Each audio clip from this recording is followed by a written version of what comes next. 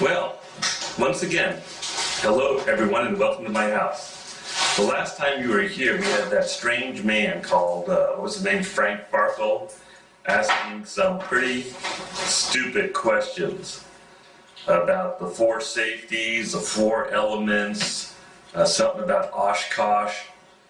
Well, he's gone and he's not coming back. That's not the reason I invite you in today.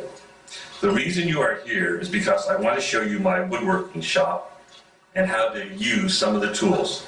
So, without further ado, let's go on out. Well, welcome to my woodworking shop, everyone. It's a hot one out here today. I think I gotta hydrate a little bit, so excuse me while I take a little drink here.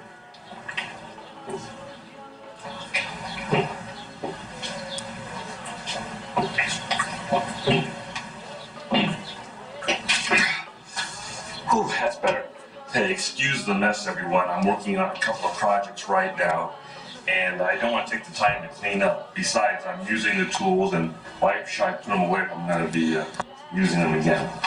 Well, the first tool I want to show you in the shop is my radial arm saw. It was one of the first tools that I bought. And let's take a look here. What in the world is this? I'm sorry, everyone. We've got this safety campaign going on at work. It's safety this, safety that, flavor of the month, yada, yada, yada, yada. Safety at home, safety on the road. I tell you, I got sick of seeing this at work, so I brought it home to toss it. I guess I absentmindedly set it down here. Well, I'll show you where safety belongs. I almost tripped over that. Safety belongs right in the trash can. Rest in pieces, Mr. Be Safe. Okay, as I said, I want to show you my radial arm saw, and here she is. It's an oldie, but it's a goodie. And the radial arm saw, now some of you may be asking, where's the blade guard? When I bought it about 3 or 5 years ago, it had one, but it was hindering me, so I took it off, and just like Mr. Be Safe, I tossed it. Don't need it, getting in the way. So, let's go ahead and take a look at what we want to use this saw for is cross-cutting. So let's say we want to cross-cut, I don't know, say 4 inches off the end of this piece of maple here. So what we want to do is we'll come over here and, oh, before I start, I want to make sure the machine is all tuned up. So I want to make sure that this radial arm here is level. I don't know if you can see that or not, but that is spot on level. That's perfect.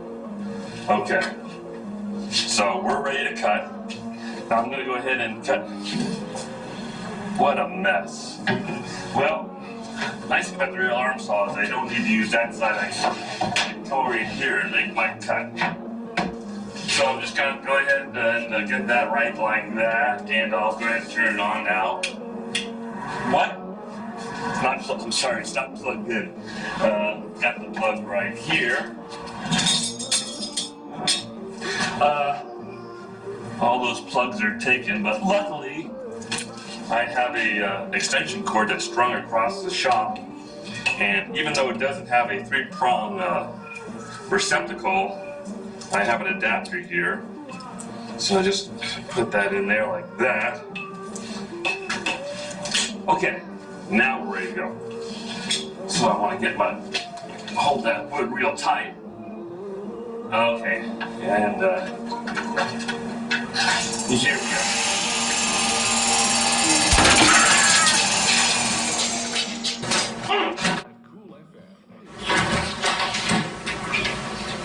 Well, check this out, everyone. Hey, but you know what? That's the price of admission you have to pay if you're going to be a woodworker. Accidents will happen. You have to expect them. You have to live with them. Excuse me here. Getting warm again.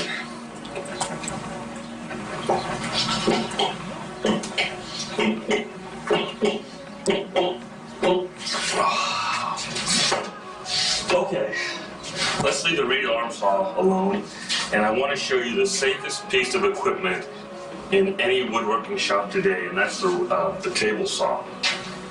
This is inherently safe because the blade, unlike the radial arm saw, it doesn't move forward or back, up or down.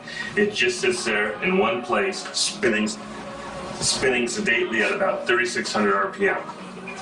And the reason you use a table saw is to rip a piece of wood. So let's say this wood is a little too wide and I want to take off about 1/4 of an inch. Well, I can do that here on this table saw.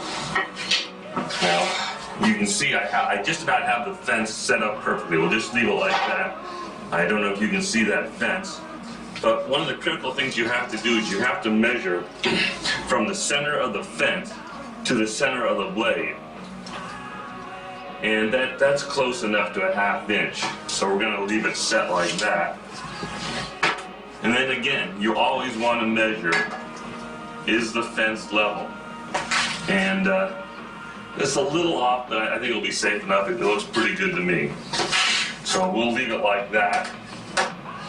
And now I want to stand over my work as I feed it into the blade because I want to see that it's feeding correctly. So I'm just going to feed that into the blade like this.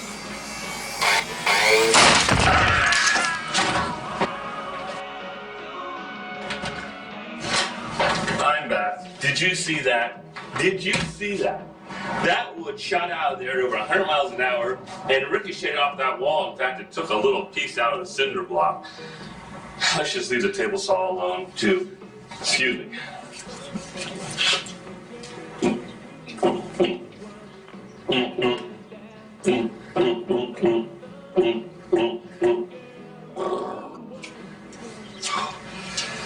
Yeah, I feel a little bit better now. Okay. I'm going to show you how to use a hand tool. And one of the best little hand tools in my shop is this Japanese chisel. Can you all see that? The reason it's called the Japanese chisel is because the back has a hollow, a concave portion. It's not flat like an American chisel. And the Japanese did that so that they could use this chisel on dowels, on bedposts, anything that was round. And of course, they also have different size chisels for different size dowels. But we're not going to do that today. I just want to show you how to use this. And I want you to know that this is a very sharp instrument here to shave the wood. I don't know if you can see this, but I can actually shave. I think you can't see it, but yes, there's a couple of hairs on there. So, I want to firmly grasp this end of the wood, and I've got it in the vise here. I'm going to go ahead, and I want to just start taking off, you can see I'm peeling off some of that wood there, and I want to kind of sticking out a little bit at the end. And